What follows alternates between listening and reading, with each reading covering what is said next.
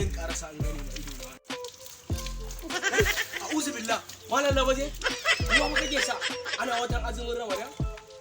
Subhanallah. Wallahi na manta. Kai wannan ban yadda da al'amarin nan ba. So mu je wajen malam. Ai ka koshi. Abin da ya kamata ai sai mu je gurin mallam raba gaddama sai ya warware mana komai. To ai kawai ai haka mu je kawai. Zai iya warware abin malam na gangare. Sai na sha na koshi. Ai bismillahir rahmanir rahim. Kada arsalna rusulana bil bayyinati wa anzalna ma'ahum al-kitaba wal mizana liyaquma an-nasu bil qisti wa anzalna alladhina fi ba'sin shadidin wa nabiyyu lin-nas wa la'allama Allahu man yansuru rusulahu bil ghaibi inna Allaha qawiyyun 'aziz wa laqad arsalna nuhan wa ibrahima wa ja'alna fi dhurriyyati man nubuwwata wal kitaba. Assalamu alaikum.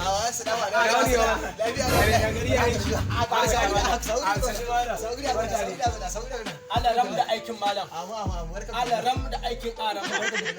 Yawa barka da zuwa. Wace mata Ramadan ga rana kun kuka lalado Wallahi Allah sarki. malam Na jin to wani ne abu ne ya faru. To ina ɗan share-share a cikin gida ka san ana zafin rana ni kuma na manta yau ɗaya ga watan Ramadana na ɗauki azumi. Allah sarki. To sai na makale a bakin famfon tanki. Ina ta kwakwada ruwa ina ta kwakwada. Wata sha? Sai ba Allah ya ce ai kai ana azumi.